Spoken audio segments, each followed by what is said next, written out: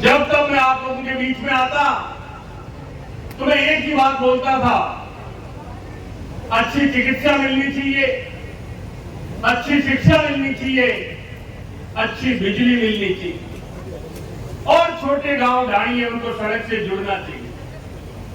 आज जब पौने 5 साल के लगभग मेरे विधायक काल के बीत जाने के बाद मैं ये बड़े गर्व के साथ कह सकता हूं कि इस डीडवाना के अंदर आज एक जिला अस्पताल है और जिला अस्पताल ही नहीं है, आप किसी भी अन्य विधानसभा में चले जाओ, मैं जयपुर शहर की बात नहीं करूंगा, लेकिन ग्रामीण क्षेत्र में चले जाओ, ग्रामीण परिवेश की जो विधानसभाएं हैं वो आप जाके देख लीजिए। अगर किसी विधानसभा में 8 सीएचसी या 8 बड़े अस्पताल मिल जाए तो मुझे आप आके बता देना। अगर किसी विधानसभा में 8 सीएचसी है तो वो डीडवाना के अंदर है और इस 8 में से 3 मेरे विधायक बनने के बाद बनी है, धनकोली, खुनखुना और मंडूकरा। शिक्षा के क्षेत्र में मैं ये बात आप लोगों को बता सकता हूं कि सन 52 के अंदर यहां पे एक सरकारी कॉलेज था और आज के दिन 2018 में जब मैं विधायक बना तब भी सरकारी कॉलेज के नाम पे एक ही था जिसे हम बांगड़ कॉलेज बोलते थे। और आज के दिन कोई मुझे जानकारी दे सकता है कितने सरकारी कॉलेज है डीडवाना में? वो हाथ पीछे से खड़ा कर रहा है 5। वो हाथ इसलिए खड़ा कर दिया कि सवाल मैंने 2-3 दफे पूछ लिया है। आज डीडवाना के अंदर 5 सरकारी कॉलेज है, 5 सरकारी कॉलेज, 4 सरकारी कॉलेज 4.5 साल के अंदर बन के तैयार हुए और आज से चंद रोज पहले मोलासर के अंदर 8.5 करोड़ रुपए की लागत से जो कृषि महाविद्यालय बन रहा है उसकी मैं नींव दे के आया। आने वाले कुछ ही दिनों में खाटू के अंदर जो कॉलेज बन रहा है उसकी नींव देने का प्रोग्राम होने वाला है। 4.5 करोड़ रुपए सैंक्शन हो चुके हैं सरकार की तरफ। एक संस्कृत महाविद्यालय बन गया, शिक्षक कम है, छात्र कम है यहाँ पे, लेकिन वो भी डीडवाना में बन गया। और इसके अलावा एक कन्या महाविद्यालय की घोषणा हुई। ये जितने भी लोग दूर दूर तक सुन रहे हैं, मैं बताना चाहता हूं कि कन्या महाविद्यालय की बिल्डिंग नहीं बनी अभी तक, भवन नहीं बना है। और वो भवन इसलिए नहीं बना है क्योंकि जब पीछे भाजपा का राज था ना, अभी कुछ देर बाद में आप लोगों के भाजपा के कुछ नेता डीडवाना जिला बनने पे एक प्रेस कॉन्फ्रेंस करेंगे, आपको जानकारी देंगे कि हमारा योगदान रहा।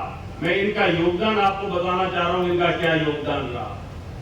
सरकारी स्कूल बनी हुई थी डीडवाना में राय मार्केट के सामने, उस जमीन को इन लोगों ने लीज पे लिया, बिल्डिंग गिराई और वहां पे एक निजी महिला महाविद्यालय बना दिया, निजी प्राइवेट महिला महाविद्यालय बना दिया।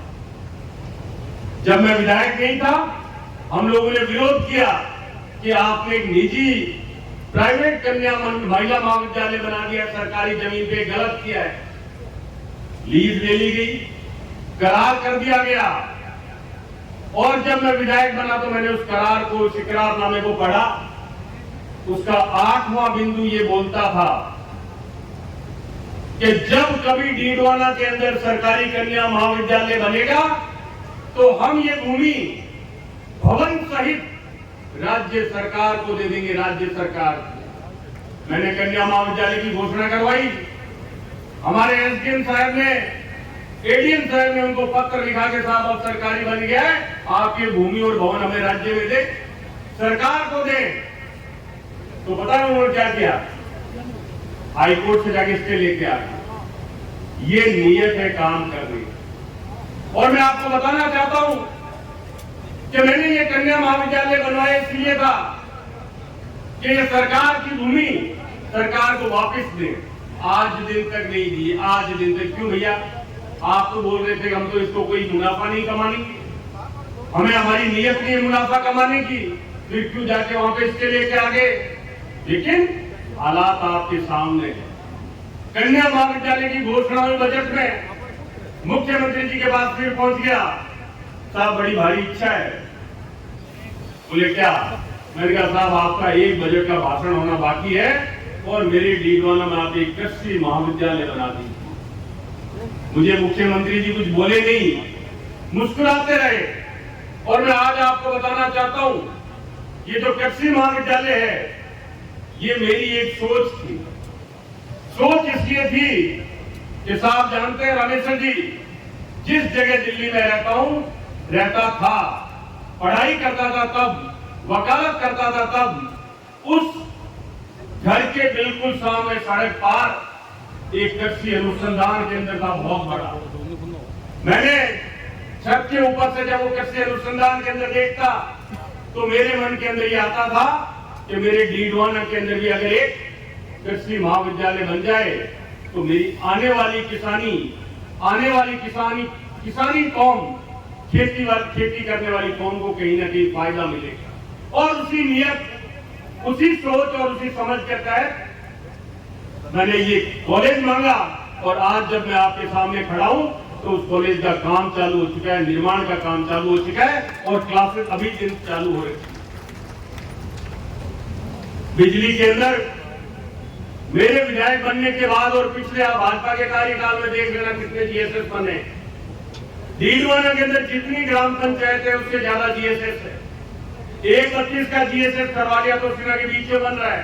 खोजास बन के तैयार हो गया, ब्राह्मण बन के तैयार हो गया, लोरोली बन के तैयार हो गया, दुदोली काम चालू है, शेरानियाबाद काम चालू होने वाला है। 2 हमने डीडवाना शहर के अंदर बनवा दिए। 7,000 ढाणियां। फिर बता रहा हूं, पूरे के पूरे राजस्थान में सबसे ज्यादा विद्युतीकरण कई ढाणियों का हुआ है तो अपने डीडवाना के अंदर हुआ है। 7,000 ढाणियों को 22,000 खंभे लगा के जुड़वाने का काम हम लोगों ने किया। मेरे विधायक बनने के बाद तहसील कार्यालय मोलासर खुला, तहसील कार्यालय छोटी घाटू खुला, छोटी घाटू के अंदर कॉलेज खुला। मैंने आपको बता दिया, एक कस्तूरबा गांधी आवासीय विद्यालय खुला। अंग्रेजी माध्यम के स्कूल कितने खुले, कितने बने? मेरे अनुमान, मुझे जानकारी दी थी टोटल 37 स्कूल खुले, जो 9 अभी खुल गए। तमाम तरीके के जितने भी शिक्षा के क्षेत्र में, चिकित्सा के क्षेत्र में, बिजली के क्षेत्र में सड़कें मैंने अगर जुड़वाई तो वो सड़कें जुड़वाई जो छोटे छोटे गांवों को जोड़ती है, ढाणियों को जोड़ती है। मैंने बड़े हाईवे कभी नहीं मांगे मुख्यमंत्री जी। मैं आप लोगों को सिर्फ इतना बताना चाहता हूं